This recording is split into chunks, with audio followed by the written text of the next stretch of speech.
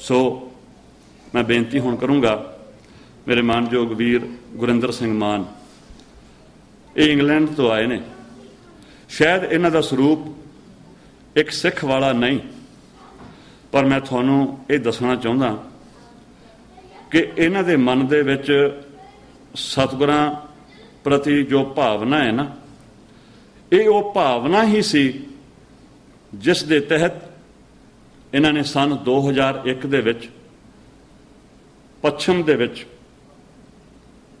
पहला जो research thesis जो छपिया, जो इन्हां ने MA की पढ़ाई दे विच जो टॉपिक चुनिया, वो दसम दी बाणी ते सी। ये साडे वड्डे भाग ने कि इन्हां दे मन दे विच सतगुरां दी इस बाणी प्रति इतनी श्रद्धा है। ये साडी अरदास है सतगुरां दे चरनां दे विच कि जो ये भावना इन्हां दे मन विच है, ये एक दिन इन्हां दे स्वरूप उत्ते भी रंग लियाएगी। सतगुरु साहिब जी समूह खालसा संगत ये अरदास करे कि साडे मानयोग वीर गुरिंदर सिंह मान, मैं उन्होंने बेनती करदा हाँ कि वो प्लीज़ स्टेज ते आउण। जो इन्हां दा विशा है दसवें पातशाह का ग्रंथ, historical journey through artifacts of the Khalsa. इन्हां ने रिसर्च की है, इन्हां ने बोलना अंग्रेजी विच है, मैं तुहानूं सारांश दे दियां। इन्हां ने जो रिसर्च की है ना, इस रिसर्च दे विच इन्हां ने 18वीं सदी के आरंभ विच श्री बचित्र नाटक के अंग्रेजी अनुवाद नूं संसार विच लियाउण वाले जो अंग्रेज स्कॉलर होए ने, उन्हां दीयां लिखतां नूं सामने लिआंदा है। सो होर भी इन्हां दे पास बहुत खजाना है, तस्वीरां ने। सो मैं इन्हां नूं बेनती करूँगा कि ये संगतां दे रूबरू होण। सतगुरु साहिब जी आपां सबनां नूं बहुत ही समर्थ बख्शिश करन कि आपां सतगुरु साहिब जी दे इस ज्ञान नूं अपने जीवन विच धार के असीं एक सोहना ते सुचज्जा एक समाज सिर सकीए। दास पासों बेनतियां करदिआं बेअंत भुलां जो होईआं उन्हां दी खिमा दी जाचना है। फतेह प्रवान करनी जी। वाहिगुरू जी का खालसा, वाहिगुरू जी की फतेह।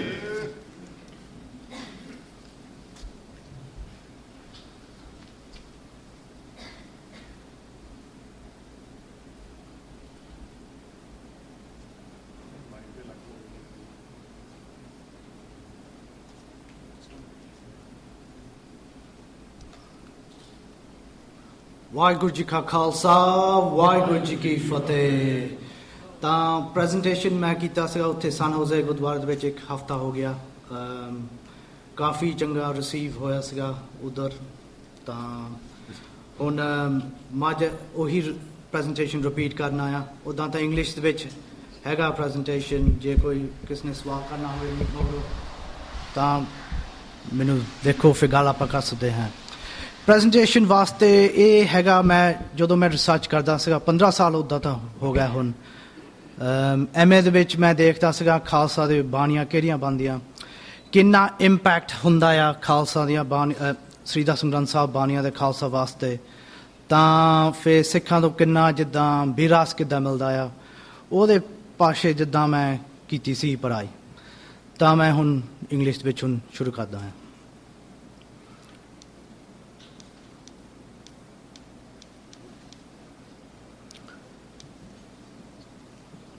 Guru Granth Sahib is the primal scripture of the Sikhs. Sri Dasam Granth Sahib is also known as Dasam Pasha Ka Granth and is considered the scripture of the 10th king. Sri Dasam Granth Sahib is also known as a secondary scripture because Guru Granth Sahib Maharaj is our primal scripture. Compositions from both scriptures, once combined, give us something magical. This includes the Nitanam or daily liturgy, the process of AMRIT Sanjar,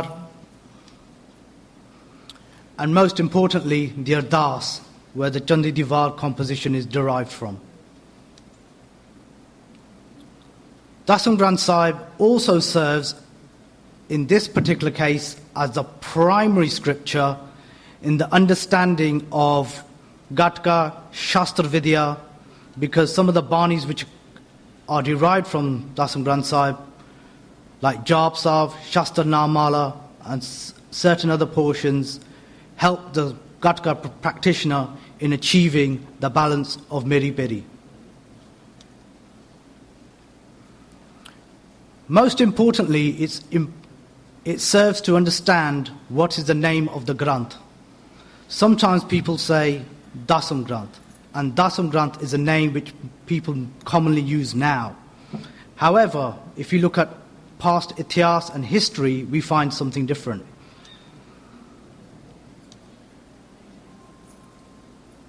In the Anandpuri Bead of 1695-1696, the name given in the Tatkara or the contents page is Bani Sri Mukhwak Bashai Das.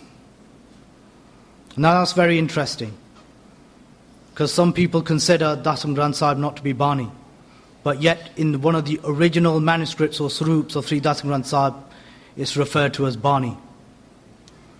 In another swarup, known as the Patna Sahib 1698 swarup, the name given is Bashai Daswin Juka Granth.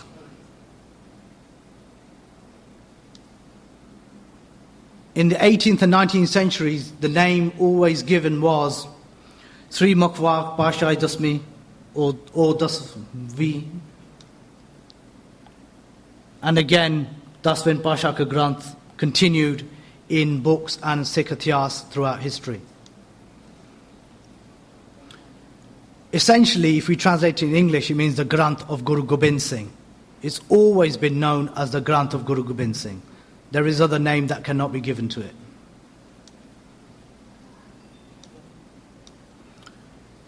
The compositions or the Bani which is in Sri Dasam Granth Sahib is numerous. It differs from Guru Granth Sahib in some respects. We see compositions like Jap Sahib, Akal Ustat, Chandi Charitras, Jovis Avtar, Shastra Namala, Jatha Pakhyan. Some of the Banis serve, as I said earlier on, as part of the AMRIT process. Others serve another important process in understanding the theology of the Khalsa. Terms like Deg Deg Fateh, Khanda, all derived from Sri Dasam Granth Sahib. The Angs follow a similar process to Guru Granth Sahib. The language is primarily Braj Bhasha. Braj Bhasha was also the language in which Bhai Gurdas Kabits were written, Guru Tegh Bahadur's Bani, and the compositions were written in locations like Anandpur Sahib, Paonta Sahib, and most importantly, Burbur Sahib as well.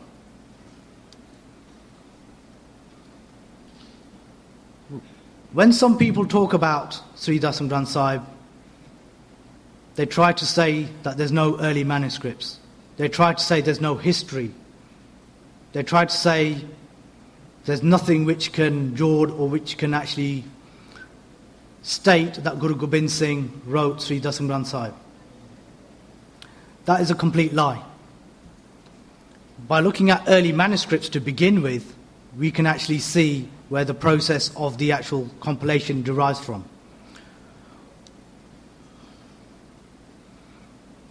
Within these manuscripts are also what we call Khas Patre.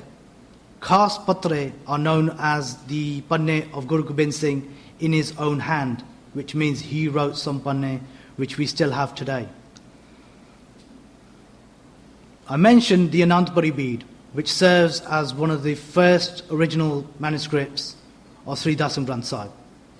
Again, like I said, it was two dates within it are 1695 and 1696. Within that manuscript is the Likhat of Guru Gobind Singh within it. This also includes Chitra Pakhyan. The Khoj that was done by Pyara Singh Padam confirms this as well. Another bead which people refer to as the Pai Mani Singh bead, and that was written sometime afterwards. And this bead combined the compositions of both Guru Granth Sahib and Sri Dasam Granth Sahib as well. And in Sikh Ityas, it's mentioned several times. Within this bead, the compositions of Krishna Avatar in the Guru Maharaj's handwriting is also contained within it.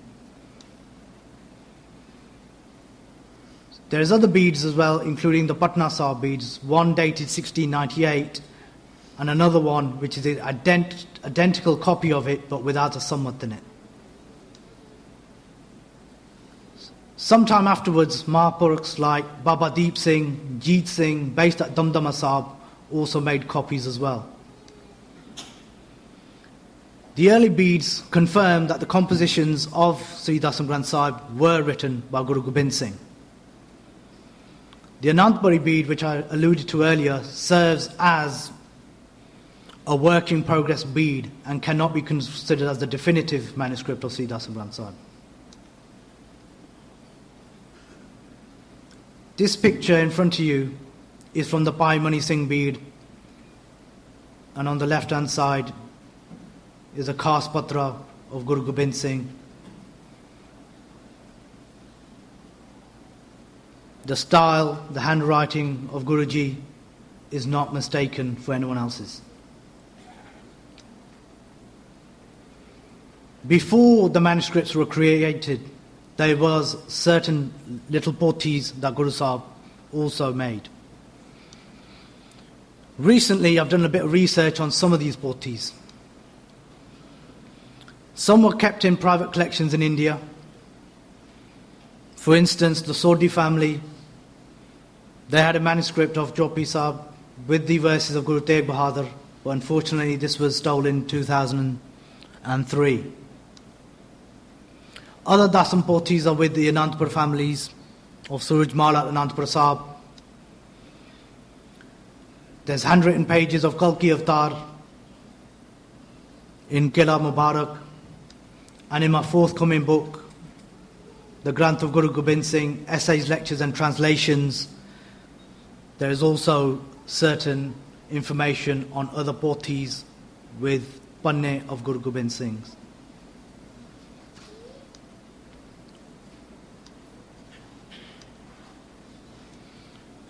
This is some photographs of what the Anandpur pothis look like.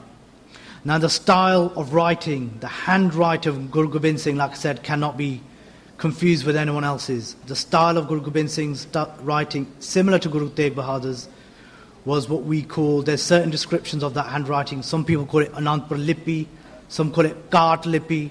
It had a different style, and there was no one else who could copy it at the time.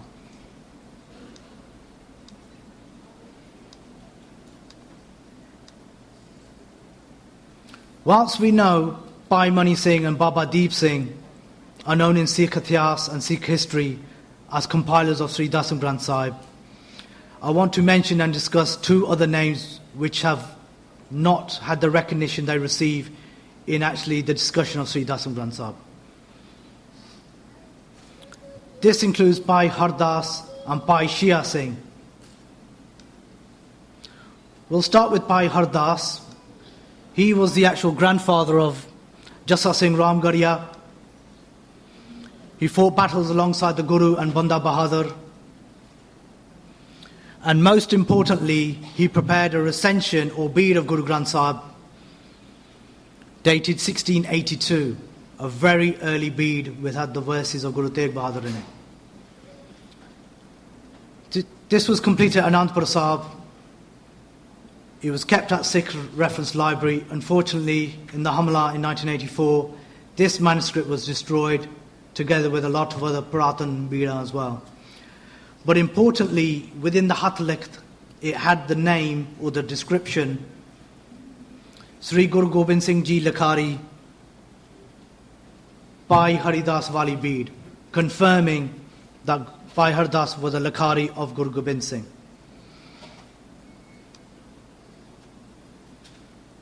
This manuscript also had a nishan of Guru Gobind Singh within the manuscript as well.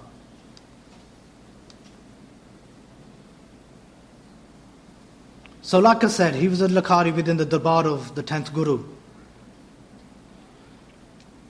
But Pai Hardas was also involved in the preparation of Guru Granth Sahib Pothis, and now we can also state in the preparation of Anandpuri bead as well. His name appears in the first manuscript of Dasam Granth, together with names like Bari Singh Shota, Nahala, and Bala.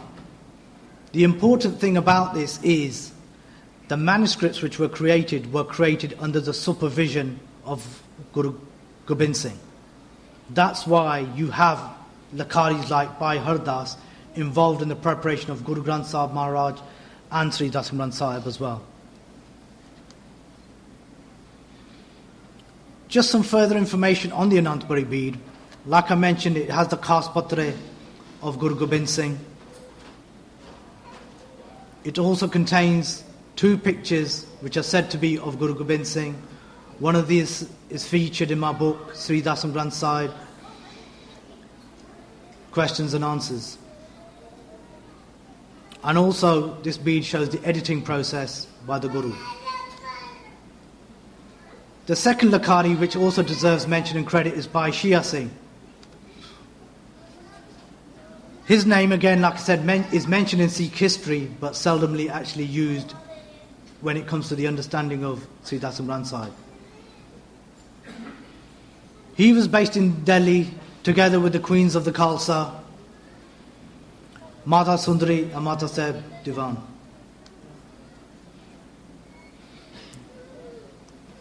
The bar in Delhi became an important centre, where Jassa Singh Ahluwalia, Bhai Nandlal Sal also visited this location. But in the problems that were created in the Punjab, the Matas were also crucial in propagating Sri Dasam Granth Sahib. Bhai Shia Singh, based in Delhi, was also working with Bhai Mani Singh to try and establish and find some of the Khas Patre which had been lost. According to the historic letter sent from Bhai Mani Singh to Mata Sundari, he was searching for these handwritten panne. The letter dated 1716 alludes to the search of these missing pothis and is corroborated by Bansavli Nama in 1769, Keshar Singh's Chibbar, which also gives Shia Singh's name in the compilation and the search for the pothis.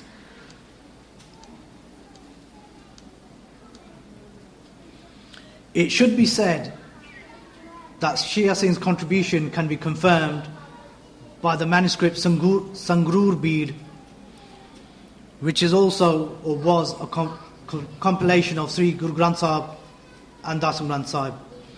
And that's according to Dr. Ashta, who did a very important work called The Poetry of the Sri Dasam Granth Sahib. Another important aspect which should be known is when manuscripts and recensions of Sri Dasam Granth Sahib were created, they were sent to all parts of India and further afield. This included Afghanistan, and one manuscript dated 1712 was sent, according to Dr. Gurinder Singh, and the research PhD scholar Kamarup Singh as well. If anyone goes to Gurdwara Mata Sundari in Delhi and speaks to the Sevadars at the Gurdwara, and they can see the boards there as well, confirming Shia Singh's involvement in Dasam Granth Sahib recensions.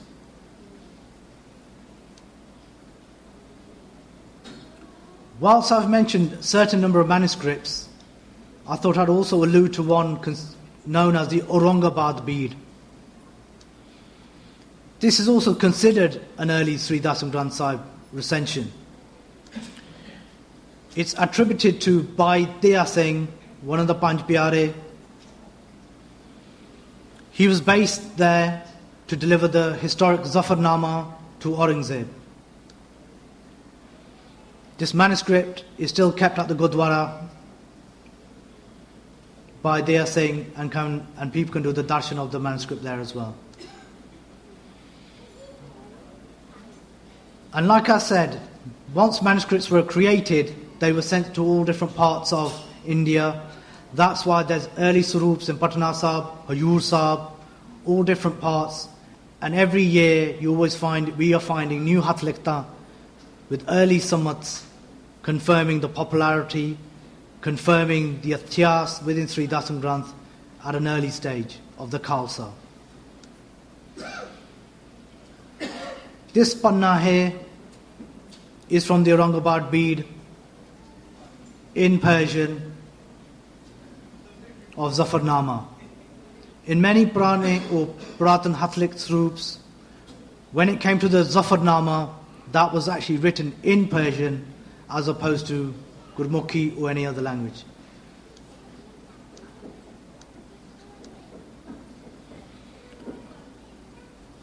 In the compilation or the creation of the Granth, we hear of the names of Anandpur Sahib, Paonta Sahib.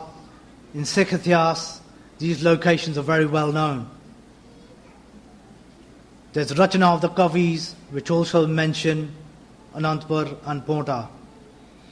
However, it should also be known that at Babur Sahib is a third location we can also add to the creation of Sri Dasam Granth Sahib, and it's at this location where Chopi Sahib was completed. Now, interestingly, Chopi Sahib forms the end portion of Chitrapakyan. So essentially, Chitrapakyan was also completed with the addition of Chopi Sahib at this location. And Guru Gobind Singh actually writes it was completed in 1696 on the banks of the river Sutlej. And if anyone goes there to the Gurdwara to do darshan, they can see this historic location and see the beauty on the banks of the river Sutlej where Guru Sahib wrote Chopi Sahib. Now, one interesting concept or idea which is always brought up is the Prakash of Sri Dasam Granth Sahib. Retname, Sikh Ityas, Sikh history, early Sikh history, refer to Guru Gobind Singh, refer to Sikh Khalsa doing the Prakash of Sri Dasam Granth Sahib. And it should be remembered that Dasam Granth Sahib is not Prakash on its own. It's always in the Hazuri of Sri Guru Granth Sahib. There is no such thing as doing Prakash of Sri Dasam Granth Sahib on its own. Bhai Desa Singh in his Retnama states the Bani from both Granths should be remembered, should be memorized. Whatever is given to the Dasam and Ard Guru, both are said to be first and equal. Now, at that time, the Granths were kept together in Prakash. Things have changed since that time. Takht Sahibs, Patna Sahib, Hayur Sahib, Keshgar Sahib, and even Sri Akal Takht Sahib has in the past had some Maryada related to Sri Dasam Granth Sahib. It should, however, be noted in this particular period now, most Gurdwara do not have Sri Dasam Granth Sahib placed within them. Over the last 100 years, over the Singh Sabha period, over the time of the Pashoriya, and also the post-1984 period, it is safe to say the debate Shanka on Sri Dasam Granth Sahib is a modern debate. Whenever they say they have seen some kind of parchi, letter, book saying that there's been a debate, it cannot be proved, and it won't be proved because there never was any debate.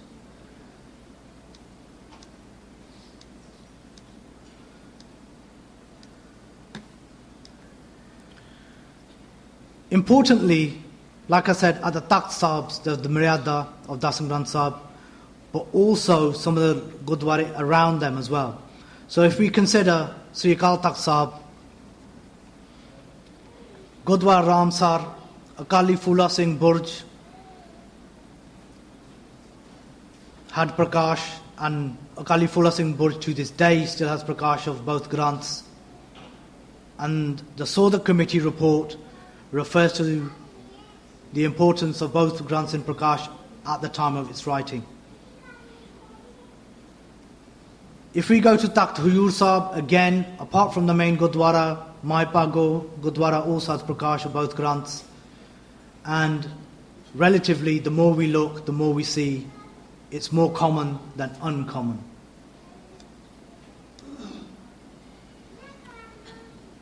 There is a very important painting created by a Hungarian painter called Soft. This isn't the picture, but he actually creates a beautiful picture with Maharaja Ranjit Singh, with both Granths in Prakash. But I wanted to show you something different. This engraving during the British period again shows not too far from the Akal Takht where both Granths were in Prakash. Again, this is only a depiction. Earlier on, I mentioned about Gurdwara Ramsar, a very important Gurdwara in the compilation creation of Guru Granth Sahib. But interestingly, this fresco, which was at Gurudwara Ramsar, again, on the walls it shows the Prakash of both Granths.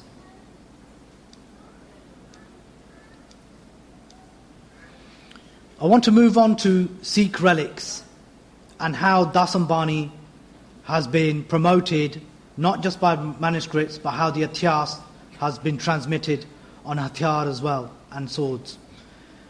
Other religions like Christianity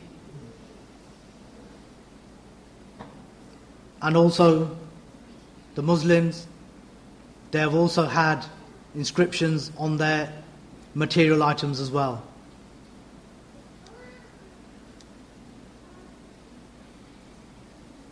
In modern times, when it comes to the research of history, the relics, the swords, and other material items are often neglected.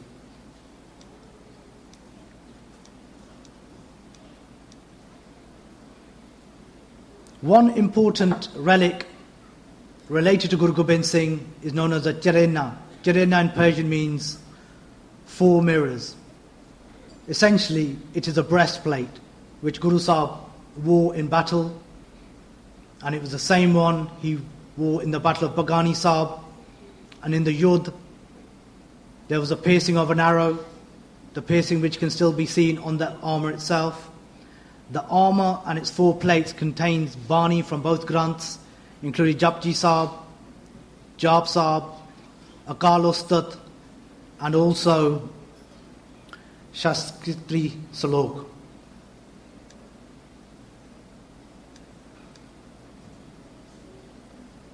This is the actual plate which is kept in the house of Patiala, Captain Gurinder Singh's residence, and is so important in understanding not just the Ityas on Sri Dasam Granth Sahib, but the Ityas on Sikh history.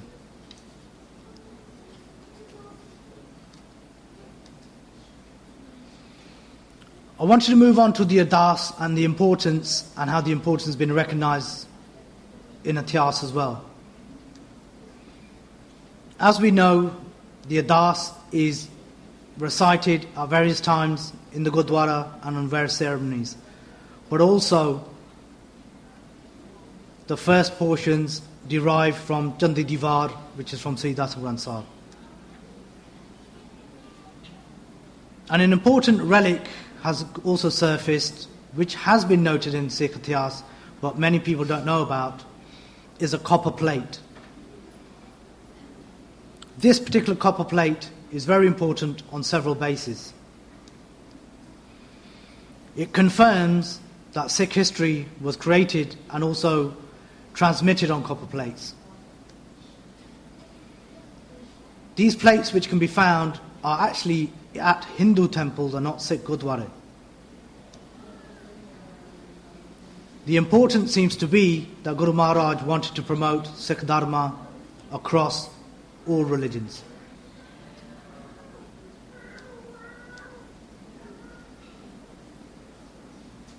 We refer to this copper plate as a Tamar Patra, and Guru Gobind Singh, when he went to Kapil Mochan, he bestowed this historic plate at this location. He also gave a hukamnama to the pujaris there as well. But most importantly, the ardas or portions of the ardas are inscribed on this particular plate.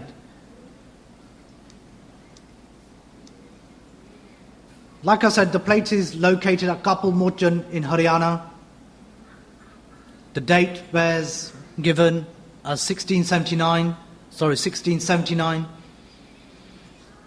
and the Hukamnama states that it was bestowed to Jawala Das at that time. It goes on to state that any of his Sikhs who follow the Hukum will be blessed, and the Hukum as recorded is the Ardas. The importance and significance of the Ardas can now be seen by this plate by showing how importance was given by the Guru at this time. Critics who put Shanka on terms like Bhagoti, like Teja Singh Bachoria in the 1920s, Ragi Darshan most recently, have disputed the term Bhagoti, but evidence from this copper plate shows how important the Ardas was from an early period, as stated before. I wanted to move on to Guru's swords, the inscriptions on the swords, and how Dasam Bani has been promoted or extended onto swords as well. But it's not just Dasam Bani, it's also the concepts and ideals of Guru Granth Sahib as well. The sword for Guru Gobind Singh was the embodiment of Akal Purkh. The Shastras for the Khalsa are as important as Gurbani. Never make the mistake of thinking the Shastras of the Sikhs, of the Khalsa, does not hold any importance. In Sikh Ityas, the Shastras are seen as equally as important as Gurbani.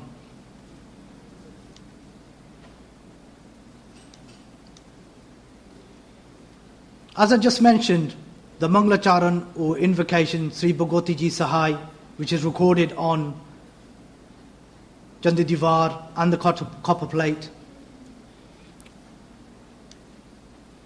means, let's just define it for a certain period now. It means the divine sword protects and represents the Shakti or power of Akal Purkh to crush the evildoers.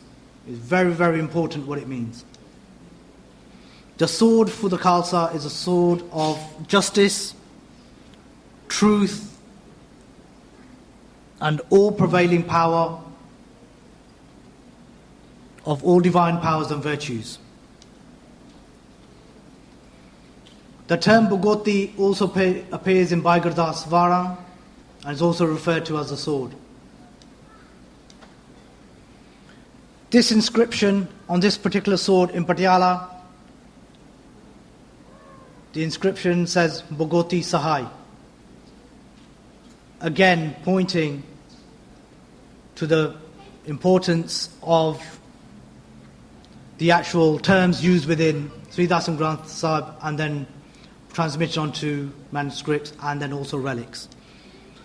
One other important sword belongs to Sham Singh Atari Walia, the majestic Singh, Khalsa Badwan, who during the Anglo-Sikh war period did enough Qurbani and bravery. This sword contains the inscriptions of Shastra Namala on this particular sword and is kept with his descendants. I wanted to move on to the British period. Now, essentially, during the British period, they had different kind of savar, they had different kind of descriptions. The early descriptions of the Khalsa and of Dasam Granth Sahib were generally positive. I've catalogued over 50 different commentaries from the British related to the Granths. One of the earliest is Charles Wilkins in 1788, which is looking at the Ityas at Takht Patna Sahib.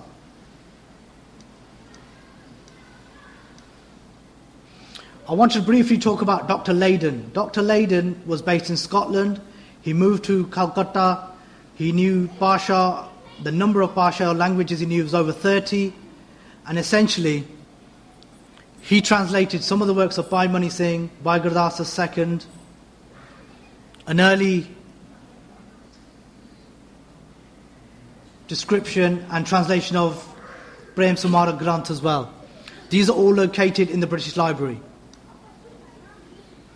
These are now available, some of these are available online and were brought out in the public by Punjab Cultural Association in 2011.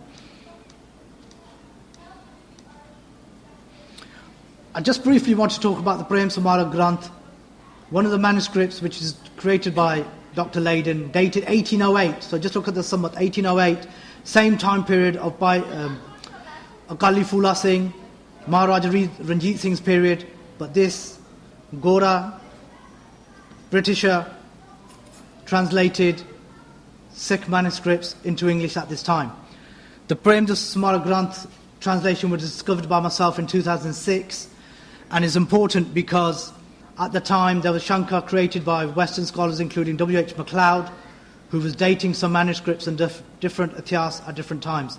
The discovery of this manuscript led him to actually reevaluate and redate the manuscript.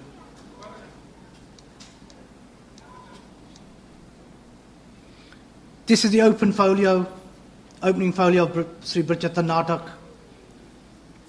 This was also used by John Malcolm in his sketch of the Sikhs.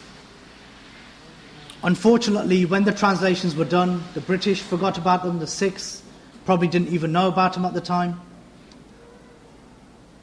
And Dr. Leyden at the time acknowledged that Brajata Natak was a portion or part of Sri Dasam Granth Sahib. He also states this longer work, which Guru Gobind Singh himself is reckoned by the Sikhs to be from the Dasam Pasha Ka Granth. Clearly, the translator knew the significance of the Granth.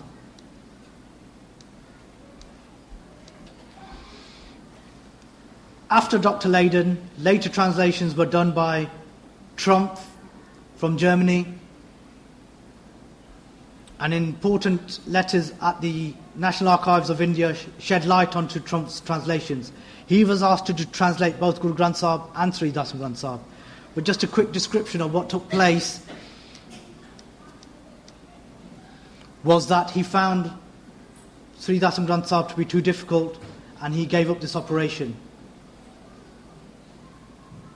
Essentially, he started saying that the Granths were both inferior to the Bible. A bit later on, Max McAuliffe, who many people understand to be a very good Britisher in terms of the work he created, even he could not translate the whole Brajata Natak. So therefore, essentially what I'm trying to say is the early British period understood the Granths in their entirety. It was later on when some of the Shankar came in and some of the debates which derived from the British took hold. I wanted to just conclude by saying manuscripts shed light on Sri Dasam Granth Sahib. The relics provide us with important information as to how Gurbani was transmitted. And the translations from the British are also important to understanding the ityas. But most importantly, Sri Dasam Granth Sahib, just like Guru Granth Sahib, has a verifiable history, and the same sources which are used to construct the compilation and creation of Guru Granth Sahib are used in the construction of Sri Dasam Granth Sahib as well. And that is a very important point. I'm just going to conclude briefly by stating I've got forthcoming books on Akali Phula Singh and another book on Sri Dasam Granth Sahib as well. For people who want a small introduction, they can see my Sri Dasam Granth Sahib questions and answers book as well. Waheguru Ji Ka Khalsa, Waheguru Ji Ki Fateh.